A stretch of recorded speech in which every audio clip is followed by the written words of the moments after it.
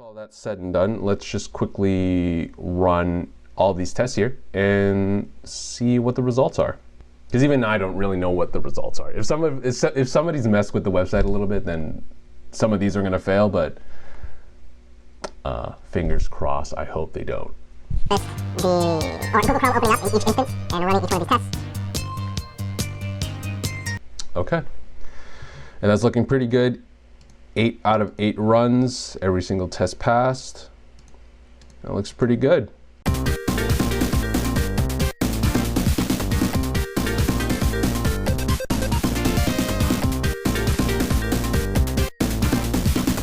All right, let's run through it.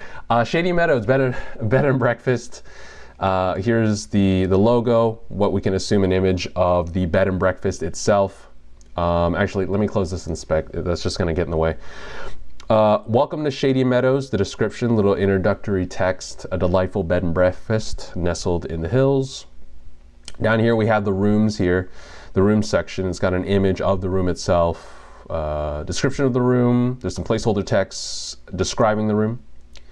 If you notice here, we click on book this room, it'll open up a booking input for us so the user can select the dates that they want to check in and check out on. Also, a note should be made that you can't click on these dates to select the check in and check out. You have to click on your start date, hold, drag, and then that's how you select the calendar. That'll be important for later. First name, last name, email, phone, book and cancel button, important things to enter in for the customer that gets saved into the website. And then also the contact me section down here at the bottom that includes similar to the booking up here, name, email, phone, subject, and as well whatever the user customer wants to input and write, ask questions, what have you, and the address.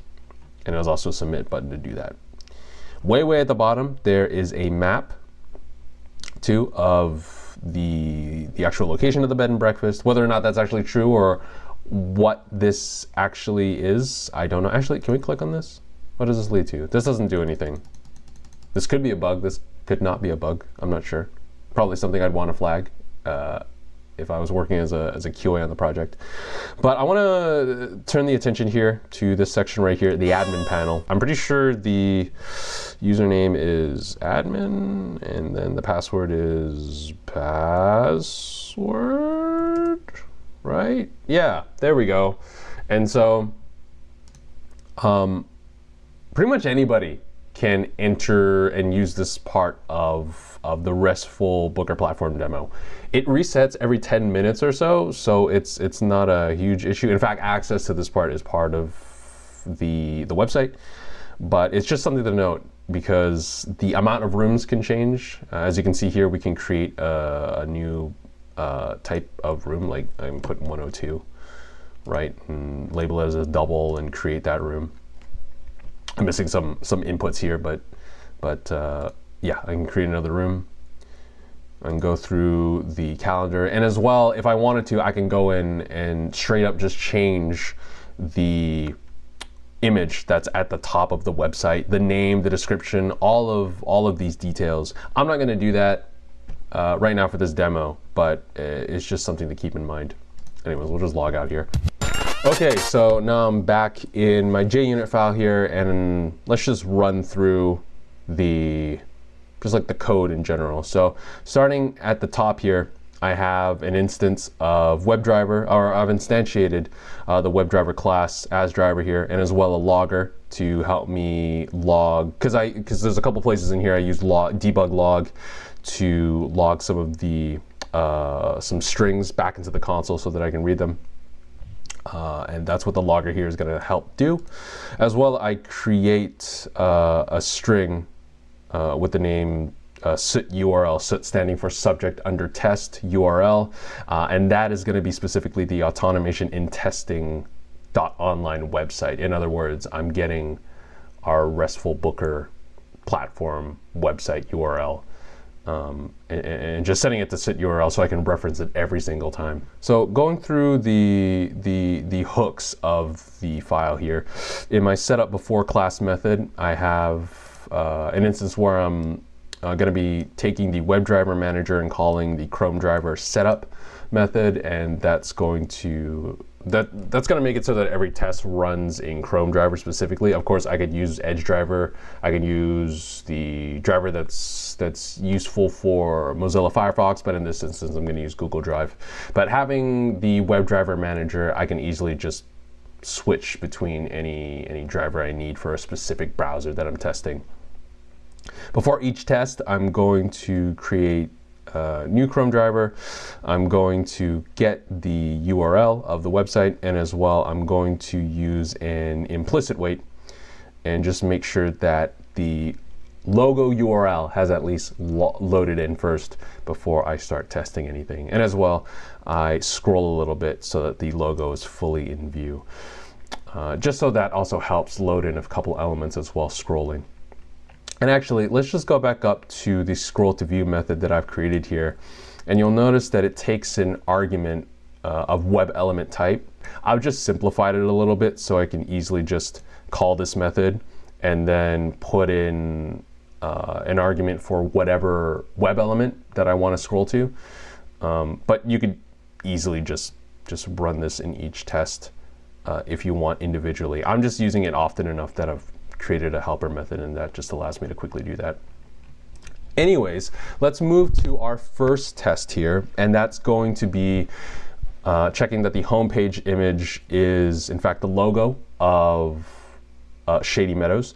So what I'm going to do here is I'm going to find the web element. I'm going to call it logo, and I'm going to use the Selenium find element method.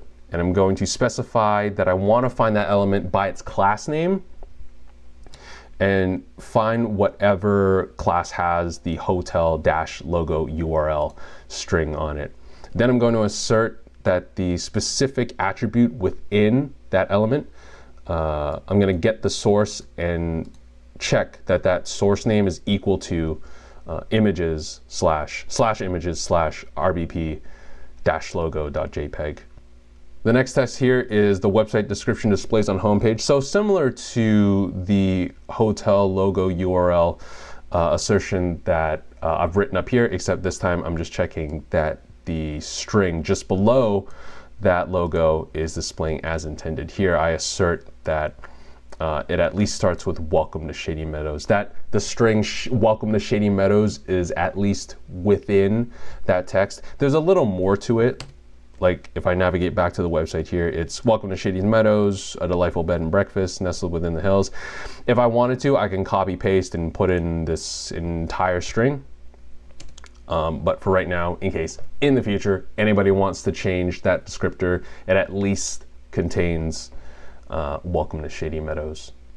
Next, I have a room description displays on homepage.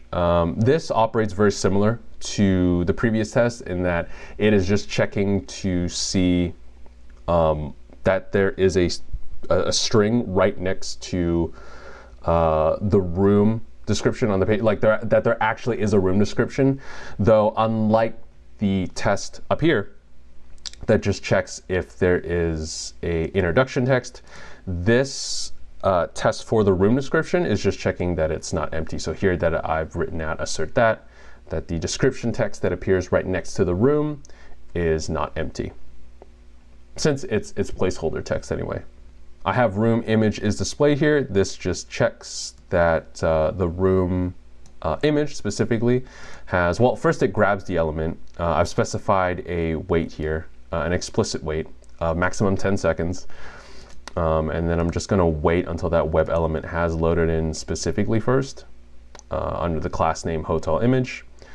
And then I'm going to log into the console the file name of that room image into the console. But then on top of that, I'm going to write an assertion that the source of that image, that file name, has the word room in it, which is of course a little specific than the test that we have up here for the logo. But I figure in case somebody wants to provide another image of the room, that the file name has at least the word room in it. So moving down here, I have a test that checks for the contact, or rather that there's an alert danger modal if the user hits the submit button on the contact section, even when they haven't entered in anything. In other words, that they can't submit a contact me message even though they haven't properly filled out all of the specified fields yet. I set an explicit wait, maximum 10 seconds. I wait until the contact row at the very bottom has loaded in. After that, I scroll to view specifically the contact section. I grab the submit button by ID submit contact and I click on it. I'm going to wait for just a split millisecond there, and then I'm going to assert and check that that alert danger message pops up. So for example, if I just scroll down here and just click submit, this is what I'm checking for, that this has appeared. Of course, it's also good to check that it works successfully when I've done everything correctly. And so an expanded version of this would be now checking and grabbing each of the web elements for the inputs. So name, email, phone, subject, the description. And as well, I enter into each of those value fields a string. So test user for the name, for the email, I have a test user @email.com. Phone number, I just put in some random numbers, subject, and then as well a string for description value. That is the message in the contact field. And then I'm going to do the same thing. I'm going to submit button, click, and then I'm just going to do an implicit wait to check that the message has appeared after successfully submitting my contact message. And as long as it says thanks for getting in touch, then that is a pass. So one of the more important parts of the website is being able to book a room using the calendar and also the input values that are required as well. So there's quite a bit here, and I'll just go through it. So at the very top here, I get the web element. I get the booking button first, because on the website, the calendar doesn't appear until I click on book this room here. So that is the first thing I'm going to do. I'm going to click, I'm going to find the element here. I'm going to click on this, and then that should open up all of these fields that I have to enter. So that's the first thing I do. I scroll into view the specific booking button. Then I'm going to grab each date on the calendar as an element, and I'm going to reference them later. Specifically, I've grabbed the 4th, the 5th, the 6th, the 7th. And then what I'm going to do is I'm going to use a click and hold method. And as I mentioned earlier, I can't click on the dates individually if I want to set a range for check in and check out. It's that click and drag motion. So what I've done here is I've simulated that via the Selenium library here, what's available to me in the Selenium library, and I've just moved through each element while holding down the left click, and right here at the bottom is where I release and set my checkout date. Moving down, I find the elements for the first name, last name, email, and phone, and I enter in strings for each value. So for the first name, I have test, last name, I have user, this is the email, and this is the phone number I'm going to put in. Next, I'm going to click on the submit button, wait a little bit, and then if everything I've done is correct, there should be a booking successful message that appears in the middle of the screen, and I'm just going to grab that text and make sure that it contains specifically that string, booking successful. All right, I hope you had fun. I certainly did. I guess as one can have fun watching all of their tests pass, I guess. I don't know. How do I end a video? All right, happy testing.